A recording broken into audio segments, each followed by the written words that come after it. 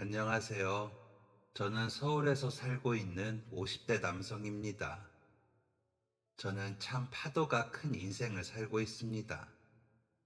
가끔 누군가에게 제 인생을 돌아보며 이야기해주면 책이라도 하나 써야 하는 거 아니냐더군요. 뭐 그리 대단한 인생은 아니라 책은 못 쓰겠고, 이렇게 사연으로나마 제 인생을 남겨봅니다. 제멋대로인 파도처럼 한치 앞을 몰랐던 제 인생. 이제는 잔잔하게 물결을 치고 있습니다. 하지만 항상 제 멋대로라 언제 또 파도가 일렁일지는 모르겠습니다. 그래도 이제는 많은 파도에 제 마음이 단단해졌는지 어떤 파도든 이겨낼 자신이 있네요. 그리고 제게 참 든든한 지원자가 있었고 사랑하는 가족들이 곁에 있기에 더 그 파도들이 두렵지 않습니다. 제 인생과 더불어 그 든든한 지원자의 얘기도 해보도록 하겠습니다. 서울 노원구 골목골목이 어지럽게 얽힌 동네의 작은 집에서 제가 태어났습니다. 거실 하나, 방 하나, 화장실 하나가 있는 좁은 집. 집에 업소에 있을 법한 환풍기 있는 집 보신 적 있으세요? 제가 태어난 집이 그랬습니다. 그 좁은 집에서 어머니와 아버지는 알콩달콩 신혼을 시작하셨고 제가 태어나게 된 거였죠. 몸이 약한 어머니는 두 번의 유산을 겪으시고 2년 만에 저를 낳으셨던 터라 더 애지중지 저를 키우셨습니다. 그 마음은 아버지도 마찬가지셨습니다. 아버지는 제게 큰 소리 한 번 안 내시고 정말 재밌는 아버지가 되어주셨죠. 그런 두 분의 사랑을 듬뿍 받은 저는 동네에서 제일 가는 개구쟁이가 되었습니다. 골목을 헤집고 다니며 동네 또래 친구들과 모여 매일매일 신나게 뛰어놀았습니다. 놀이터에서 흙으로 두꺼비집을 만들기도 하고 땅 따먹기를 하기도 하고 효자손을 들고 칼싸움 놀이를 하기도 했습니다. 그렇게 놀다 보면 누군가의 어머니가 오셔서 저녁밥 먹자고 부르셨고, 그럼 너나 할 것 없이 각자 집으로 뛰어 들어갔습니다. 그때 그 시절에는 즐거운 기억밖에 없습니다. 철없이 노는 것도 마냥 재밌었고, 부모님과 함께하는 시간들도 그저 행복했습니다. 비록 콩자반에 멸치볶음, 김치와 밥이 전부인 밥상이었더라도 말이죠. 가진 것은 없어도 마음만은 풍족했습니다. 적어도 그때 그 시절의 저는 그렇게 느껴졌습니다. 아버지는 그때 운송업에 종사하고 계셨습니다. 그러다가 제가 초등학교 갈 즈음에 집 상황이 좀 좋아져서 저희가 살던 골목 동네를 빠져나와서 초등학교 근처에 있는 집으로 이사가게 되었습니다. 그때 처음으로 제 방이라는 것을 가지게 되었습니다. 우와, 여기가 내 방이에요? 나 이제 여기서 혼자 자는 거예요? 정말 좋다. 그 전까지는 거실에서 부모님하고 같이 잤었거든요. 이사한 집은 방이 두 개라서 안방은 부모님이 쓰시고 작은 방은 제가 쓰게 되었습니다. 비록 한쪽에는 작은 옷장과 안 입는 계절 옷들과 이불이 있어 창고 같은 느낌이 들었지만 그래도 저만의 공간이 생겼다는 게 그때는 참 좋았습니다. 그리고 그 전에는 집이 1층에 따로 대문도 없이 그냥 현관만 있는 집이었거든요. 골목 들어서서 저희 집 문 열면 바로 거실이 나오는 그런 집이었죠. 그런데 이사 간 집은 완전 1층이 아니고 계단 5개 올라가서 있는 1층이었고 대문도 있어서 더욱 좋았습니다. 집주인 할머니가 2층에 살고 계시고 반지하에 집 2개가 있던 다세대 주택이었죠. 그 집에서 딱 2년을 살았습니다. 그리고 저희는 학교 정문 앞에 있는 큰 아파트로 이사를 가게 되었습니다.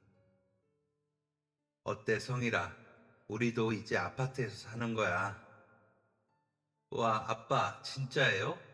여기가 우리 집 되는 거예요? 와, 저 진짜 아파트 살아보고 싶었어요. 그 당시 아파트 사는 거면 잘 사는 거였습니다. 아파트도 나름이었겠지만 제가 살았던 그 아파트 꽤 괜찮았거든요. 평수도 30평대였으니 그 전에 살던 집들과 비교가 많이 되었죠. 아버지가 운송업에 직원으로 계시다가 퇴직을 하시고 운송업 관련해서 사업을 시작하셨거든요. 그 사업이 서서히 잘 되어서 저희가 아파트로 이사가서 살 정도가 된 것이었습니다. 삶이 편해지니 부모님의 금술이 더욱 좋아지신 건지 아파트 이사가고 얼마 안 되어서 9살 차이 나는 여동생이 생기게 되었습니다. 앙증맞고 천사 같은 동생도 너무 사랑스러웠고 학교도 재밌고 책상도 있고 침대도 있는 제 방도 너무 좋았습니다. 하지만 좋은 게 생기면 안 좋은 것도 생기기 마련이더라고요. 아버지가 너무너무 바쁘셨습니다. 예전에는 매일같이 부모님과 저녁밥을 먹는 게 익숙했고 주말에는 아버지와 놀이터를 가거나 아버지한테 자전거랑 인라인을 배우는 삶이 익숙했었는데 어느 순간부터 그러지를 못했습니다. 사업하느라 바쁘다는 말을 입에 달고 사시면서 거의 매일을 술에 취해서 집에 들어오셨습니다. 그러니 어머니의 얼굴엔 그늘이 지기 마련이었습니다. 매일 한숨을 쉬시면서 어린 여동생을 돌보셨고 어머니의 눈가에는 다크서클이 진하게 드리웠습니다. 그게 다크서클인지 슬픔의 그림자인지는 모르겠습니다. 어찌되었든 어머니는 큰 슬픔을 느끼셨던 게 분명합니다. 그때부터 부모님께서 싸우는 일이 많아졌고 두 분의 사이는 점점 안 좋아졌습니다. 한순간에 타오른 촛불처럼 저희 집은 갑작스럽게 큰 불을 누리게 되었습니다. 그리고 그 촛불은 활활 타오르다가 한순간에 꺼져버리기 마련이었습니다. 제가 고등학생이 되었을 무렵 저희 집의 촛불은 서서히 꺼지기 시작했습니다. 그 전까지는 정말 남부러울 것 없이 살 수 있었습니다. 비싼 대형 학원을 다녔고 중학교 들어갈 때 교복도 바지 2벌씩 맞췄고 가전제품도 좋은 거 쓰면서 부를 누렸습니다. 그러다가 고등학생이 되었는데 원래는 아버지가 매일같이 술을 드시고 집에 돌아오실 때 기분이 굉장히 좋아 보이셨거든요. 그 새벽에 들어와서 어머니께 술에 취해 하시는 말씀들을 많이 들었습니다. 내가 말이야, 오늘 그 거래처랑 드디어 계약을 해냈다는 거야. 사장이 이렇게 뛰어다니는 회사가 어딨냐고. 아, 참. 다들 보고 배워야 하는데 말이야. 아이고, 피곤하다. 아이고, 오늘도 열심히 살았네. 집에 들어오시면 그날의 무용담을 늘어놓기 바쁘신 아버지였습니다. 그런데 어느 날부터 아버지께서 그런 무용담들을 말하지 않으시더라고요. 오히려 힘들다는 말씀을 하셨습니다. 아, 그 자식 잡히기만 해. 내가 정말 가만 안 둬. 내가 어떻게 해서든 그 자식 잡을 거라고. 잡아서 내 돈 다 돌려받을 거야. 아, 그 망할 자식. 그렇게 힘들다. 가만 안 둔다.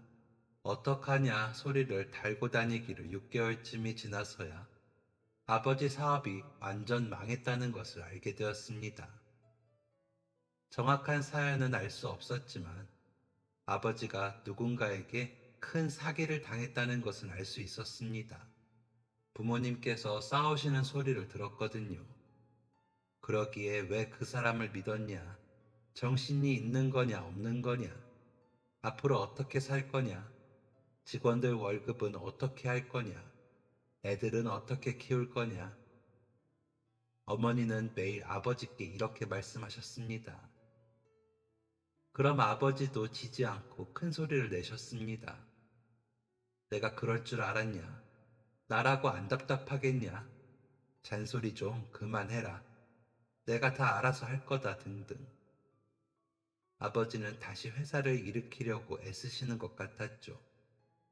하지만 그게 잘 안 되고 있다는 것을 알게 된 순간은 저희 집이 이사를 하던 순간이었습니다. 갑작스러운 이사였습니다. 적어도 저에게만큼은 그랬습니다. 회사에 돈이 없으니 집을 팔아서 사업 자금을 마련하실 모양이었나 봅니다. 저희 집은 옆 동네로 이사를 갔고 넓은 아파트가 아닌 방 2개짜리의 좁은 주택으로 들어가서 살게 되었습니다. 초등학생이었던 동생은 자기 방을 갖고 싶은데 왜 방이 없냐면서 칭얼거리곤 했었죠. 아버지는 정말 사업을 일으키실 수 있는 건지 그건 알 수 없었습니다. 적어도 그 당시 제가 본 아버지의 모습에는 차도가 없어 보였거든요. 여전히 매일 술을 드시긴 했지만 이사를 한 뒤부터는 집에서 드셨습니다. 한숨을 푹푹 쉬시면서 소주와 마른 오징어나 쥐포 같은 걸 질겅질겅 씹으셨습니다. 그러다가 제가 다니던 학원도 못 다닐 정도로 집안이 어려워졌고 동생도 유일하게 다니던 학원인 피아노 학원도 그만둬야 했습니다. 나 피아노 학원 계속 다니고 싶어. 계속 다닐 거야. 아무것도 모르는 동생은 부모님에게 떼를 썼고 보다 못한 어머니가 나가서 일을 하기 시작하셨습니다. 어머니는 시장에 있는 옷가게에서 일을 하기 시작하셨습니다. 속옷도 팔고 잠옷도 팔고 애들 옷도 팔고 어른 옷도 파는 큰 옷가게였는데 시장에서 장사가 엄청 잘 되는 곳이었습니다. 거기서 어머니는 이리저리 바삐 뛰어다니시면서 일을 하셨습니다. 마음 한구석이 너무 불편하더라고요. 아버지는 점점 망가져가지. 어머니는 매일 하루 종일 일을 하시고 집에 와서 끙끙 앓으시지. 어린 동생은 있지. 장남이 되어서 가만히 있기만 할 수는 없겠다고 생각했습니다. 담임 선생님께 집안 사정을 말씀을 드리고 야자를 안 하고 학교 끝나면 아르바이트를 하기 시작했습니다. 동네에 만화방이 하나 있었는데 어릴 때 같은 초등학교에 다녔던 형이 하던 곳이었습니다. 그 형의 아버지가 운영하시다가 형이 하게 된 만화방이었죠. 형이 제 사정을 알고 시간을 잘 맞춰줘서 학교 끝나고 아르바이트를 할 수 있었습니다. 그렇게 일주일에 3번 만화방에서 일을 하게 되었습니다. 그러던 중 18살에 아버지가 돌아가셨습니다. 누구도 예상하지 못한 갑작스러운 죽음이었습니다. 아버지는 평소에 거의 집에만 계셨습니다. 회사는 완전히 망해버린 지 오래였고요. 다시 일을 하실 생각도 없는 것 같았고 어머니와 잦은 싸움을 하시다가 서서히 두 분은 말씀을 안 나누셨습니다. 어머니가 거실에 계실 때 아버지는 방에 계시고 어머니가 방에 계실 때 아버지는 거실에 계시는 그런 사이가 된 거였습니다. 그렇게 아버지는 집에만 계시다가 집에 술이 다 떨어졌을 때 한 번씩 나가셨습니다. 그리고는 소주를 몇 병 사서 집에 돌아오셨습니다. 그런 아버지와 제 사이에도 대화가 사라진 지 오래였습니다. 아버지가 돌아가신 건 비가 많이 오던 여름이었습니다. 방학이라 동생이랑 저랑 집에 있었는데 아버지가 얇은 잠바를 걸치고 밖으로 나가셨습니다. 그 전에 한참 냉장고와 베란다를 뒤적이다가 나간 걸 보니 소주가 떨어져서 마트에 나가신다는 것을 알 수 있었습니다. 낡은 슬리퍼와 녹슨 우산을 들고 나가신 아버지는 빗길에 넘어져서 그 자리에서 돌아가셨습니다. 언제나 거실 한켠, 안방 한켠에 그림자처럼 자리를 잡고 계셨던 아버지는 그렇게 저희 곁을 떠나버리셨습니다. 그 이후 어머니는 일을 늘리셨습니다. 낮에는 시장에서 일을 하셨고, 시장에 출근하기 전 새벽에는 자전거를 타고 다니시면서 신문을 돌리셨습니다. 여자도 신문을 돌릴 수 있다는 것을 그때 처음 알았습니다. 그 전까지는 모두 동네 형들이나 아저씨들이 했었거든요. 어머니께서 사장님한테 사정사정을 해서 일을 하게 되신 거였습니다. 사장님도 저희 사정이 딱해서 허락하셨던 것 같습니다. 비싼 아파트에서 잘 살다가 한순간에 망하게 된 저희 집 일은 동네에서 아주 재미난 안주거리였거든요. 아버지가 돌아가시고 저는 어쩐지 어깨가 무거워졌습니다. 만화방 형한테 부탁을 해서 일주일에 3번 일하던 것을 일주일에 5번으로 늘렸습니다. 그리고 일요일에는 이삿짐 나르는 일을 했습니다. 친구 삼촌이 이사센터에서 일을 하셨는데 일손 필요하다는 말을 듣고 제가 나서서 한다고 했습니다. 그렇게 번 돈으로 생활비 보태고 동생 학원비 내주고 했습니다. 그리고 졸업하자마자 본격적으로 일을 하기 시작했습니다. 그때 제가 했던 일은 택배 일이었습니다.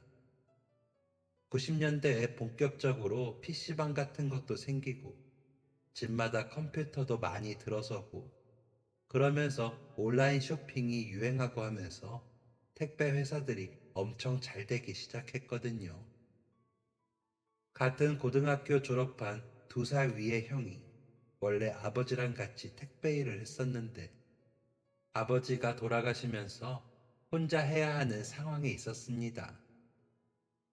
그래서 제가 형의 아버지 대신 같이 일을 하기로 했죠. 옆에 타고 다니면서 운전 어떻게 하나 보기도 하면서 그렇게 일을 했습니다. 그리고 어머니께 신문 배달하는 거 제가 하겠다고 받아서 했고요. 어머니가 어깨도 안 좋으신데 계속 고집 피우시면서 신문 배달을 하고 계셨었거든요. 학교 졸업하자마자 그거 제가 받아서 했습니다. 그렇게 새벽에는 신문 돌리고 낮에는 택배를 배달하면서 생계를 책임지고 있었습니다. 그러다가 자동차 면허도 땄습니다. 필요할 것 같아서 일찍이 따두었던 거죠. 그렇게 2년을 일하던 어느 날이었습니다. 형이랑 택배 돌리다가 차 안에서 빵과 우유로 늦은 점심을 해결하고 있었습니다. 너 나한테 이 트럭 살래? 네? 왜요? 형 이제 택배 안 하려고요? 우리 어머니 은행에서 오래 일하셨잖아. 곧 퇴직하시거든. 퇴직금으로 가게 하나 차리고 싶다고 하시더라고. 혼자서는 힘드실 것 같고 내가 같이 가게 운영해야 할 것 같아서 그럼 이 트럭 처분해야 하는데 너 택배 계속할 거면 나한테 사라고. 돈 한 번에 안 줘도 돼. 나눠서 줘도 되니까 생각했으면 다음 주까지 말해줘. 엄청 고민이 되었습니다. 형이 그때 택배로 돈 잘 벌고 있었거든요. 만약 형한테 트럭을 사고 형이랑 같이 하던 그 동네를 혼자 하게 되면 제 기준 상당한 돈을 버는 것이었습니다. 일은 힘들었지만 내가 과연 다른 일을 해서 그만한 돈을 벌 수 있을까 싶더라고요. 동생도 점점 커가니까 돈 들어갈 것도 많고 고민 끝에 저는 형의 제안을 받기로 했습니다. 모아두었던 돈이 좀 있긴 했지만 그걸로는 부족해서 6개월 할부로 형이랑 계약서도 쓰고 트럭을 사게 되었습니다. 그때부터는 둘이 하던 일을 혼자 하면서 정말 바쁘게 일을 했습니다. 밤늦게 퇴근하는 날도 많았지만 그만큼 돈을 잘 버는 것이니까 힘을 내서 일을 했습니다. 그렇게 1년을 일했는데 어느 날 제게 큰 사고가 나게 되었습니다. 눈이 정말 펑펑 내리던 날이었습니다. 눈이 얼어서 길도 엄청 미끄러웠습니다. 그런 날엔 좀 쉬면 좋으련만 택배는 언제나처럼 한가득이었습니다. 평소처럼 열심히 택배를 나르고 있었는데 택배를 다 나르고 주차한 트럭에 가던 길에 승용차가 저를 덮쳤습니다. 순간 몸이 공중으로 붕 떠올랐는데 정말 제 인생이 주마등처럼 스쳐 지나가더라고요. 이렇게 죽는구나 싶었습니다. 땅으로 떨어진 다음부터는 기억이 없습니다. 정신 차려보니까 이틀이 지나 있었고 저는 병원에 있었습니다. 성일아, 괜찮니? 정신이 좀 들어? 눈이 퉁퉁 부은 어머니가 보였고 그 옆에 어머니처럼 눈이 퉁퉁 부은 여동생이 있었습니다. 상황 파악이 되자 다리가 미친 듯이 아파왔습니다. 그리고 곧 어머니께 충격적인 말을 듣게 되었습니다. 다리를 많이 다쳤대. 아마 못 걸을 수도 있다고 하더구나. 눈물도 안 나왔습니다. 너무 충격적이라서 꿈인가 싶더라고요. 하지만 현실은 냉혹했고 저는 병원에서 수술을 받고 재활을 시작하게 되었습니다. 저를 친 차주가 저를 찾아왔었습니다. 40대 중후반, 저희 어머니 또래의 남자분이었습니다. 차주를 보기 전까지는 어떤 놈인지 얼굴 좀 보자. 내가 가만 안 둘 거야. 사람 인생을 이렇게 망쳐버리다니. 라고 생각했습니다. 그런데 그 차주가 너무 정중하게 사과를 하더라고요. 몇 번이고 고개를 숙이면서 죄송하다는 말을 했습니다. 그리고 모든 치료비하고 일을 못하는 것에 대한 보상도 넉넉하게 하겠다고 했습니다. 그러면서 3천만 원을 현금으로 줬습니다. 그 당시 3천만 원이면 정말 어마어마하게 큰 돈이었습니다. 웬만한 아파트 전셋값이었습니다. 대체 뭐 하는 사람이길래 이렇게 큰 돈이 있나?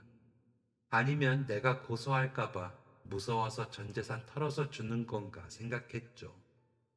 차주가 진심으로 사과하고 보상도 하니까 그렇게 화가 나진 않더라고요. 다만 공허한 마음이 들었습니다. 그때 나이가 막 23살이 되었을 때였습니다. 앞으로 50년은 더 살아야 할 텐데 그동안에 돈도 못 벌고 어떻게 사나 싶더라고요. 계속 어머니만 고생을 하셔야 하는 건가? 동생 대학도 보내야 하는데 어떻게 해야 하나 막막했습니다. 결혼은 어떻게 하나 싶고요.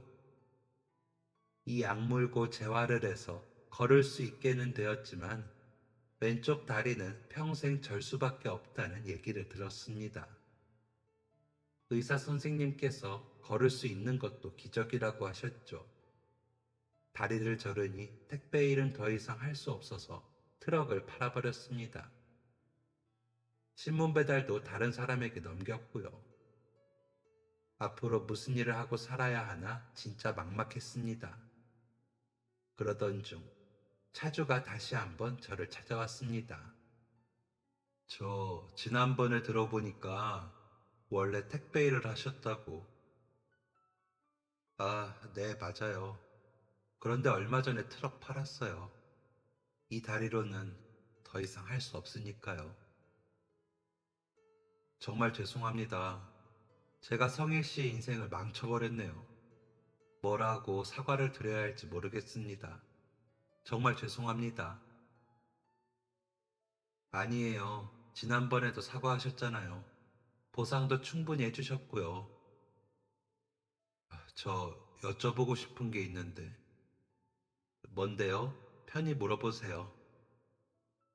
다른 일자리는 구하셨나요? 아니요, 아직. 그런데 그건 왜? 이런 말이 신뢰가 될 수 있지만, 그럼 혹시 저랑 같이 일해보시는 건 어떠신가요? 다른 일은 아니고 운전만 해주시면 됩니다. 실은 그날 제 차를 운전한 게 제가 아니라 제 운전기사였습니다. 평소에도 운전을 과격하게 하더니 그날 이렇게 사고를 내서 바로 해고를 했습니다. 그래서 지금 운전기사가 필요한 상태인데 만약에 응해주신다면 급여는 넉넉하게 드리겠습니다. 제가 이렇게나마 성일 씨 인생에 도움이 좀 되고 싶어서 그렇습니다. 운전 기사요? 솔직히 처음에는 좀 황당했습니다. 일자리를 주겠다니요. 이게 맞는 상황인가 하는 생각이 들더라고요. 그런데 곰곰이 생각해보니까 나쁜 제안은 아니었습니다. 차주가 얘기한 월급도 상당히 높았고 근무 조건도 나쁘지 않았습니다.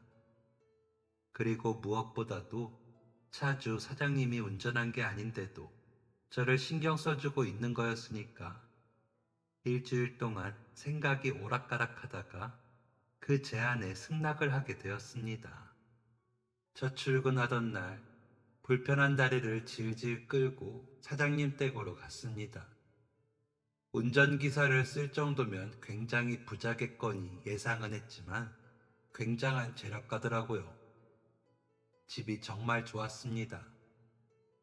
엄청 큰 단독주택에 차 주차하는 차고까지 딸려있는 굉장한 부잣집이었죠. 사장님은 반도체 회사를 운영하시던 분이셨습니다. 회사랑 공장도 되게 크고 직원들도 엄청 많은 회사였죠. 저한테 3천만 원이라는 큰 돈을 줄 수 있었던 게 그렇게 돈이 많은 사람이라서 가능했던 거였습니다. 저는 사장님을 만나기 전까지는 돈 많은 사람들은 다 못된 사람들일 거라고 생각했거든요. 막 무슨 기업 사장님들 있잖아요. 억소리 나게 돈 많은 그런 사람들이요. 다 성격이 고약할 거라는 편견이 있었습니다. 그런데 저희 사장님을 만나고 그 생각이 완전히 사라졌죠. 먼저 저희 사장님은 저를 무시하지 않으셨습니다. 오히려 엄청 존중을 해주셨습니다. 일한 지 한 달쯤 되었을 때 사장님께서 무슨 모임을 가신 적이 있으셨습니다. 사장님처럼 굵직한 기업 대표들이 만나는 자리였습니다. 그리고 그 사람들도 저와 같은 운전기사들을 대동하고 있었죠. 자리가 마무리되고 다들 차를 타는데 다른 사람들은 모두 자기 기사에게 어이, 김기사와 같이 부르면서 반말을 마구 했습니다. 그런데 그럴만도 한 게 기사들이 다 그 사장들보다 훨씬 어린 20, 30대였거든요. 직장 다니면 직장 상사도 후배한테 반말하는 마당에 회사 사장이 운전기사한테 반말하는 것은 어쩌면 당연한 거였습니다. 그런데 그중 유일하게 저희 사장님만 저를 하대하지 않으셨습니다. 항상 성일씨, 성일군 이라고 부르시면서 언제나 존댓말을 쓰셨습니다. 일한 지 얼마 안 되어서 그러시나 했는데 20년을 넘게 일을 하면서 단 한 번도 제게 반말을 하신 적이 없으셨습니다. 나한테 거리감을 두시려고 하나 했는데 누굴 만나더라도 존댓말을 하시더라고요. 회사 직원들은 물론이고 집에서 일하시는 분들한테도 존댓말을 쓰셨죠. 이것만 봐도 저희 사장님이 얼마나 성품이 좋으신지 아시겠죠? 또 저희 사장님은 진짜 마음이 넓으셨습니다. 같이 다니다가 사장님이 비서분하고 얘기하는 걸 듣고 알게 된 건데 사장님은 매달 정기적으로 고아원에 후원을 하고 계셨습니다. 뿐만 아니라 종종 아픈 애들 위해서 수술비도 내주고 계셨죠. 그런데 진짜 대단하신 게 이런 훌륭한 일을 하시고도 어디 가서 자랑을 한다던가 티를 내지 않으셨습니다. 그런데 사장님, 왜 그런 걸 말씀하지 않으세요? 사람들이 모두 다 알면 좋잖아요. 귀감도 되고요. 성일군, 나는 기부하는 게 좋아서 하는 거예요. 진심으로 아이들이 건강하기를 바라고 아이들이 잘 자라기를 바라는 마음에서요. 얘기하지 않는 건 얘기하는 순간 오해를 하는 사람들이 생겨서 그래요. 어디 어디 기부를 했다더라부터 시작하는 말이 자랑하려고 한다, 얼마를 줬다더라, 보여주기 식이다 등으로 말이 와전되더라고요. 이렇게 말에 살이 붙는 걸 너무 많이 봐와서 저는 제가 하는 모든 행동을 여기저기 말하고 다니지 않아요. 말이 너무 중요하다는 걸 아니까요. 얼마나 세상을 살면, 얼마나 세상에 많은 풍파를 겪으면 저렇게 멋진 어른으로 성장할 수 있는 걸까 궁금했습니다.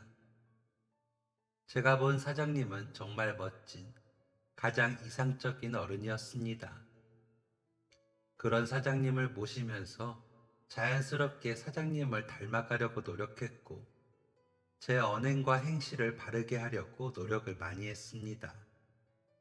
그렇다 보니까 사장님도 저를 더 믿어주시고 더 의지를 많이 하셨습니다. 어디 가서 저를 소개할 일이 생기면 운전기사라는 말 대신에 저를 이렇게 소개하셨습니다. 저랑 항상 함께 움직이는 친구입니다. 제가 많이 믿고 의지하고 있어요. 그럴 때마다 제가 굉장히 멋진 사람이 된 것 같은 기분이 들었죠. 사장님은 그렇게 제 자존감까지 높여주신 분이셨습니다. 그런 사장님과 오랜 시간을 함께 하던 중 사장님의 목숨을 구하게 된 사건이 있었습니다. 이 사건에 대해서 얘기를 하려면 먼저 사장님의 가족들을 소개해야겠네요. 먼저 사모님이 계셨습니다. 사모님도 사장님과 같이 성품이 정말 훌륭하신 분이셨습니다. 저를 만나면 항상 밥 챙겨 먹었냐고 물어보시고, 밥 먹었다고 하면 주스 하나라도, 과일 한 조각이라도 챙겨주시려던 따뜻한 분이셨습니다. 그런데 이렇게 인성이 훌륭하신 두 분 사이에 성격이 아주 고약한 큰아들이 있었습니다. 그 시절엔 유학이 흔치 않은 거였는데 사장님의 큰아들은 어릴 때 미국으로 유학을 갔다고 했습니다. 그런데 거기서 나쁜 물이 들은 건지 돈도 흥청망청 쓰고 욕심도 많이 부리고 이상한 친구들을 만나고 다녔다더라고요.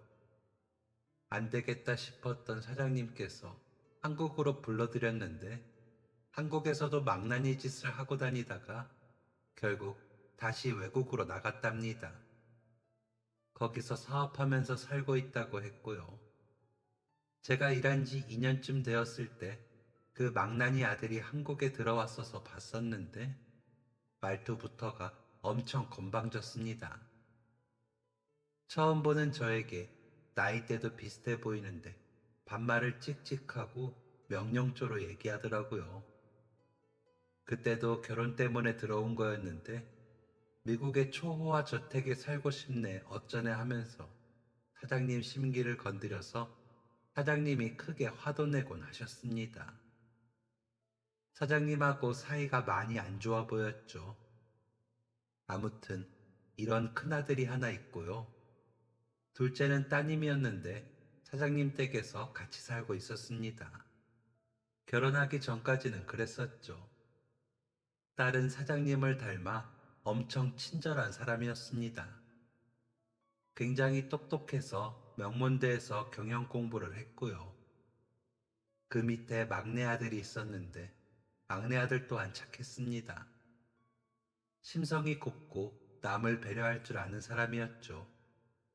그렇게 큰아들을 제외한 네 식구가 한 집에 살고 있었습니다. 그러던 어느 날 미국에 있던 큰아들의 내외가 아들을 낳았다는 소식이 들려왔습니다. 집안의 첫 손주였기 때문에 다 같이 축하를 하러 미국에 가려 했었죠. 그런데 하필 그때 사장님께서 뺄 수 없는 중요한 일정이 생겼고 결국 사장님을 제외한 나머지 가족들만 미국으로 가게 되었습니다. 비행기 타기 이틀 전에 갑자기 취소가 되었던 거라서 사장님께서 많이 아쉬워하셨죠. 성일군도 못 쉬어서 어떡해요. 오늘 일정 끝나면 원래 예정대로 3일 동안 푹 쉬어요. 그럼 사장님 혼자 다니시려고요? 아니요. 저도 이참에 집에서 푹 쉬어보려고 합니다. 얼마 만에 휴가인지 모르겠네요. 그러게요. 사장님 모시는 동안 하루를 제대로 쉬시는 걸 본 적이 없었는데 이렇게 된 거 늦잠도 주무시고 집에서 텔레비전도 보고 하세요. 그래야겠네요. 그날 아침부터 바쁘게 일정을 소화하신 사장님은 녹초가 되어서 늦은 저녁이 되었어야 집에 들어가셨습니다. 저는 사장님 댁에 차를 세워두고 버스 정류장으로 걸어가고 있었죠. 그런데 그날 낮에 사장님하고 이동을 하다가 빵을 샀었거든요. 되게 유명한 빵집이라고 하셨습니다. 그래서 사장님이 제 것도 같이 사주셨었거든요. 쉬는 동안 집에서 먹자면서 사장님이 웃으셨죠. 그런데 그 빵을 차에 두고 내린 게 생각이 났습니다. 사장님 빵도 제 빵도 다 깜빡한 거였죠. 그래서 버스 정류장 거의 다 도착했었는데 다시 사장님 댁으로 올라갔습니다. 언덕길에 있는 집을 헉헉거리면서 걸어 올라갔고 퇴근한 지 20분 만에 다시 사장님 댁에 돌아간 거였습니다. 초인종을 눌렀는데 아무 대답이 없었습니다. 집에서 일하시는 분들도 모두 휴가라고 하셨거든요. 그 말은 곧 집에 사장님 혼자 계신다는 건데 집에 불도 안 켜져 있는 것 같고 대문도 열릴 기미가 안 보였습니다. 혹시 벌써 주무시나 생각했죠. 그냥 갈까 하다가 차고에서 집으로 통하는 문으로 들어가 볼까 했습니다. 뭔가 느낌이 쎄하더라고요. 차고에서 이어지는 문은 열쇠로 열어야 했는데 제가 그 열쇠를 갖고 있었습니다. 조심스럽게 문을 열고 집 안으로 들어갔습니다. 그런데 집안이 쥐죽은도 조용하더군요. 진짜 주무시는 건가 싶은 그때였습니다. 안방에서 뭔가 떨어지는 소리 같은 게 들렸습니다. 그리고는 다시 조용해졌습니다. 갑자기 등줄기에 식은땀이 쭉 흐르더라고요. 사장님이겠거니 생각하면서 침을 꿀꺽 삼키며 안방으로 조심히 걸어갔습니다. 그런데 안방으로 걸어가는 중 거실이 눈에 들어왔습니다. 어두워서 잘 보이지 않았는데 가까이 다가가니까 보이더라고요. 거실은 엉망진창이었습니다. 거실에 있는 그릇장이 열려져 있었고 안에 그릇도 엉망이 되어 있고 바닥에 깨진 그릇도 보였습니다. 텔레비전 장도 다 열려져 있고 물건이 널브러져 있었습니다. 강도가 들었다는 것을 알 수 있겠더라고요. 소리는 내지 않았지만 정말 몸이 벌벌 떨렸습니다. 너무 무섭더라고요. 흉기라도 들고 있으면 어쩌나, 사장님이 어떻게 되신 거 아닌가 오만 생각이 다 들었습니다. 조심스럽게 소파 옆에 있던 넘어진 화병 하나 들고 다시 안방으로 다가갔습니다. 최대한 가까이서 귀를 기울여 보니까 무슨 말소리 같은 게 희미하게 들리는 것 같더라고요. 안에 사람이 있는 것은 분명했습니다. 저는 화병을 꼭 쥐고 안방문 손잡이를 잡았습니다. 그리고 순식간에 방 문고리를 돌려 문을 활짝 열며 소리쳤습니다. 경찰이다! 손들어! 갑자기 무슨 생각으로 그런 말을 했는지 모르겠습니다. 그냥 경찰이라고 하면 강도가 좀 겁을 먹지 않을까 생각했습니다. 아니나 다를까 강도가 놀랐는지 뭐야! 하고 소리쳤습니다. 그런데 예상하지 못한 것이 하나 있었습니다. 안에 계신 사장님을 그 녀석이 인질로 잡더라고요. 한쪽 팔로 사장님의 목덜미를 누르고 다른 한쪽엔 흉기가 들려 있었습니다. 사장님, 뭐야? 너 뭐야? 어떻게 알고 왔어? 너 가만히 있어? 너 움직이면 이 아저씨 가만 안 둘 거야? 제가 배움이 짧아 그런가 생각도 별로 길게 하는 편이 아닙니다. 그리고 협상 같은 것도 못하고 말로 구슬리는 건 더욱이 못합니다. 그래서 강도가 말 끝나자마자 그냥 다른 거 생각 안 하고 그 강도놈한테 화병을 던져버렸습니다. 사장님, 숙이세요. 날아간 화병은 강도놈의 머리를 정확하게 맞췄고 강도는 억소리를 내면서 주저앉았습니다. 그때 재빨리 강도놈 위에 올라타 버렸죠. 사장님, 얼른 경찰 부르세요. 빨리 신고하세요. 화병의 머리를 세게 맞아서 정신없는 그 강도를 저는 온몸으로 누르고 있었습니다. 다리가 불편해 혹시라도 강도가 깨어나면 어쩌나 걱정되던 그때 경찰이 도착했고 상황은 마무리되었습니다. 성일군, 정말 고마워요. 내가 이 은혜를 어떻게 갚아야 할지. 은혜는요, 무슨. 사장님은 괜찮으세요? 네, 나는 괜찮아요. 걱정하지 말아요. 그런데 집이 엉망이 되어서 어쩌죠? 제가 좀 도울게요. 그날 새벽이 되도록 사장님 댁 정리하는 걸 도와드렸습니다. 그 강도놈이 사장님 댁 식구들이 여행을 갔다는 것을 어떻게 알았나 봐요. 그래서 강도짓을 하러 들어온 건데 거실을 뒤지지 않고 안방을 뒤지다가 사장님을 마주한 거였습니다. 다행히 다른 방들은 멀쩡해서 거실과 안방만 정리를 하면 되었죠. 미국에 갔던 가족들이 소식을 듣고 놀라서 바로 귀국을 하기도 했습니다. 이날 이후 사장님께서는 저보고 목숨을 구해줘서 고맙다고 하시며 언젠가는 꼭 은혜를 갚는다고 하셨고요. 그 이후 사장님을 모시면서 저는 결혼도 하게 되었습니다. 상대는 사장님 따님의 대학 후배였습니다. 쉬는 날 우연히 밖에서 사장님의 따님을 마주치게 되었는데 그때 한 여성과 같이 있더라고요. 저는 그 여자에게 첫눈에 반해버렸고 그 이후에 인연이 되어서 결혼까지 하게 되었습니다. 아내는 참 수수하고 소박하면서도 강단이 있는 여자였습니다. 그런 아내에게 푹 빠져서 1년 동안 연애를 하고 결혼을 하게 되었죠. 결혼 후 그해 겨울에 듬직한 아들까지 낳게 되었습니다. 결혼을 할 때에도 아들을 낳을 때에도 언제나 사장님은 함께 해주셨죠. 제 옆에서 과분한 축하와 응원을 해주셨습니다. 그러던 어느 날 사장님의 건강이 안 좋아지셨습니다. 1년 365일 쉬지 않고 일하시는 사장님의 건강이 신경 쓰이긴 했습니다. 사람이 좀 쉴 때는 쉬고 일할 때는 일하고 해야지. 그렇게 매일같이 모든 에너지를 쏟아서 일을 하시면 괜찮으실까 걱정되었습니다. 그래도 평소에 지병도 없으시고 술, 담배도 안 하시던 분이셨는데 그런데 그런 분이 암으로 쓰러지셨습니다.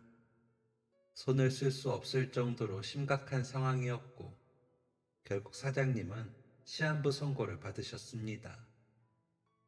20년 넘게 사장님을 모셨는데 눈물이 멈추질 않았습니다. 성일군, 그동안 참 고마웠어요. 성일군은 제가 만난, 제가 본 운전기사 중 가장 듬직하고 가장 멋진 운전기사였어요. 더 이상 성일군 차를 못 탄다니 아쉽네요. 너무, 너무 아쉽네요. 내가 죽어도 계속 나를 위해서 일해줄 수 있나요? 우리 막내 아들이 곧 회사 일을 시작할 거예요. 막내 아들과 함께 일해주겠나요, 성일군? 사장님, 당연하죠. 제가 어떻게 안 그럴 수 있겠어요. 사장님이 안 계셔도 사장님이 계시던 그 자리에 머물겠습니다. 하늘이 참 무심하지. 왜 이렇게 선량한 사장님을 데려가는 건지 마음이 정말 아팠습니다. 그리고 그때 예상치 못한 인물이 등장했습니다. 그건 바로 사장님의 큰아들이었습니다. 사장님이 위독하시다는 소식을 듣고 미국에서 들어왔더라고요. 그래도 자식이라고 사장님이 걱정되는구나 했는데 큰아들의 정신은 다른 곳에 있는 듯 했습니다. 사모님하고 큰아들하고 하는 얘기를 듣게 되었습니다. 그럼 유산은 어떻게 되는 건데요? 우선 경영권은 제가 가지고 올 거예요. 제가 회사 운영합니다. 아내랑 아이도 조만간 들어올 거예요. 저 한국 아예 들어오려고요. 애들한테 아버지 유산 한 푼도 관심 가지지 말라고 하세요. 아버지 담당 변호사 있죠? 연락처 좀 알려주세요. 분명 유서 쓰셨을 텐데 거기에 유산 어떻게 분배하셨는지 보게요. 참나, 아버지가 돌아가시는 마당에 그저 돈밖에 모르다니 진짜 못된 놈이라고 생각했습니다. 그러는 와중에 사장님의 건강은 더욱 안 좋아지셨습니다. 말씀도 힘드실 정도로 상태가 많이 나빠져 있었죠. 저는 그런 사장님께 매일 갔습니다. 매일 사장님 곁에 서너 시간씩 머물면서 사장님의 곁을 지켰습니다. 그러던 어느 날 사장님께서 느릿한 말투로 제게 이런 말을 남기셨습니다. 성일군, 내가 죽으면 성일군한테 연락이 하나 갈 겁니다. 그러니 연락 잘 받으세요. 그 연락 꼭 받아요. 그 말을 남기고 일주일이 채 안 되어서 사장님은 세상을 떠나셨습니다. 사모님이 정말 많이 괴로워하셨습니다. 저도 사장님과 그 가족들과 함께한 세월이 있는데 상주분들이 힘들어 하시는 거 보고 장례식장에 가서 일손을 거들었습니다. 사모님도 따님과 막내 아드님도 고맙다고 하는데 딱 한 사람이 저를 못마땅하게 생각했죠. 그건 바로 큰아들이었습니다. 당신 뭔데 여기서 상을 치우고 있어? 저 기억 안 나세요? 사장님 운전기사였던. 아니, 그니까 아빠도 죽은 마당에 왜 운전기사가 여기서 이러고 있냐고. 저 그냥 사장님 가시는 길 조금이라도 도움이 되고 싶어서. 웃기지도 않네. 뭐 하나 뜯어먹을 거 없나 노리는 거 누가 모를 줄 알고? 네? 그게 무슨 말씀이세요? 우리 막내 운전해주기로 했다며? 그딴 거 필요 없으니까 꺼져. 다시는 우리 가족 근처에 얼씬거리지 말라고. 네? 그걸 왜 마음대로 정하세요? 사장님하고 한 약속입니다. 어쩌라고? 퇴직금 받고 싶어서 그렇구나. 그럼 죽은 아빠한테 가서 달라고 해. 네? 누가 그런 거 바란다고 이러는 줄 아세요? 그럼 돈 아니면 뭐 때문에 여기서 궁상 떨고 있는 건데? 착한 척 그만하고 꺼지라고. 한 번만 더 나타나면 가만 안 둘 테니까 그렇게 알아. 알겠어? 그렇게 사장님의 장례식 날, 사장님이 온전히 가시는 걸 보지도 못하고 저는 쫓겨났습니다. 정말 어이가 없더라고요. 뭐 눈에는 뭐만 보인다더니 딱 그 꼴이었습니다. 제가 언제 퇴직금 받고 싶다고 그랬나요? 막내 아드님 운전은 고사하고 그 집에 발도 못 붙이게 했습니다. 몇 번 찾아갔었는데 나중에는 큰아들이라는 놈이 나와서 저한테 욕을 하며 물을 뿌리더라고요. 그렇게 저는 사장님을 곁을 영영 떠나게 되었습니다. 사장님이 떠나시고 보름쯤 지난 어느 날이었습니다. 무슨 일을 하면 좋을까? 일자리 찾아보면서 집에 있던 시기였죠. 사장님이 돌아가시고 잠잠하던 핸드폰이 울렸습니다. 모르는 번호였습니다. 김성일 씨 핸드폰 맞나요? 네, 맞는데 누구시죠? 저 돌아가신 비전기업 대표님 지인입니다. 전화를 건 사람은 다름 아닌 돌아가신 사장님의 친구분이셨습니다. 문득 사장님께서 돌아가시기 전에 하셨던 말씀이 떠올랐습니다. 누군가한테 전화가 올 거라는 그 말이요. 사장님의 친구분은 잠시 만나자고 하셨습니다. 그리고 그곳에서 저는 놀라운 이야기를 듣게 되었습니다. 사장님의 친구분도 한 회사를 운영하고 계시는 사장님이셨습니다. 운영하시던 회사는 유명한 화장품 회사였죠. 그런데 저희 사장님께서 그 친구분의 회사에 투자를 하셨답니다. 저희 사장님께서 투자를 많이 하시지 않습니다. 정말 신중하게 고르시고 그 회사의 방향성은 물론이고 회사 대표의 인성과 회사 근무 환경까지 보고 투자하시는 분입니다. 제가 거의 30년을 모시면서 사장님께서 투자하시는 걸 본 건 손에 꼽을 정도였죠. 그런데 그 중에 한 회사라고 하니 신기했습니다.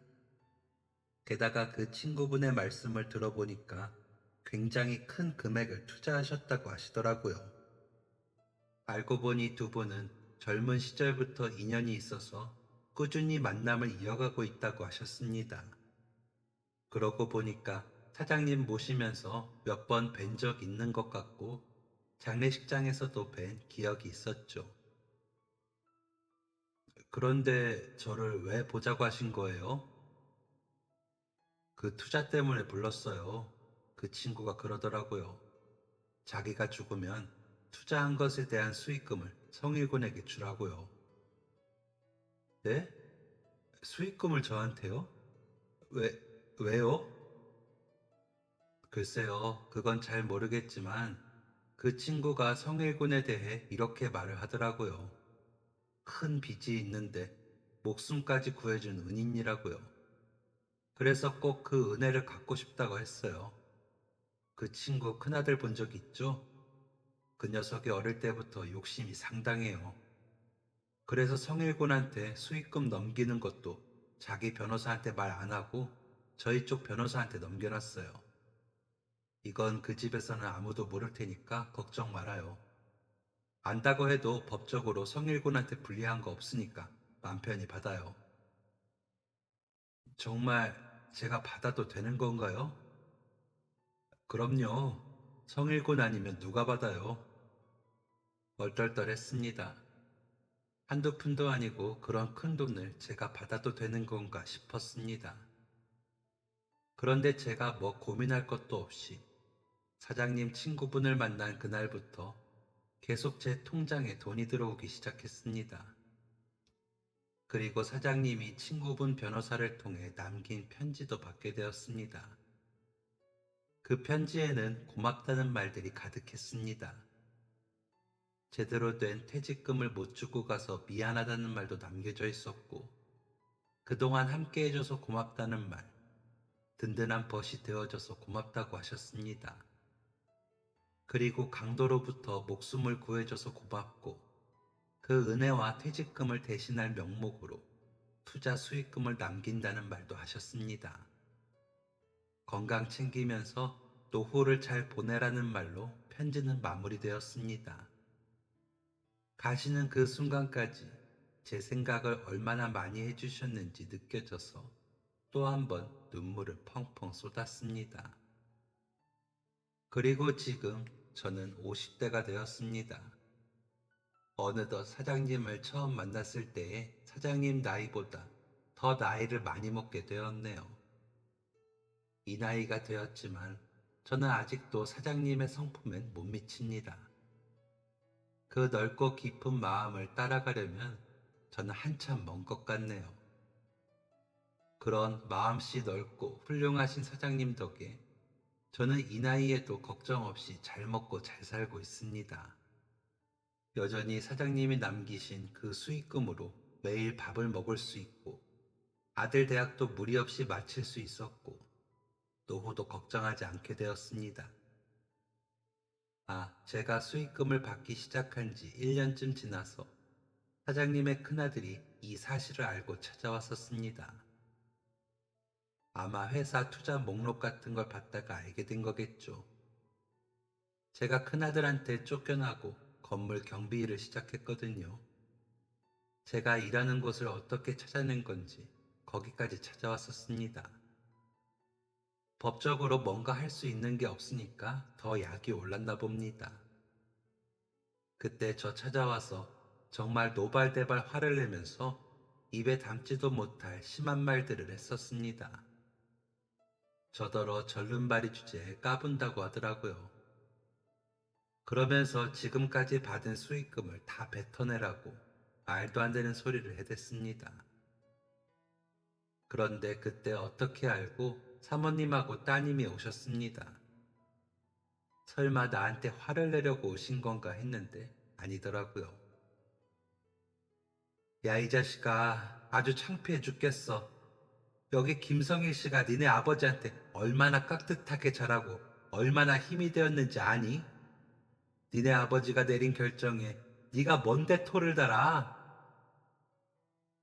사모님이 화를 내시는 건 정말 처음 봤습니다. 항상 고상한 말투에 점잖으셨거든요.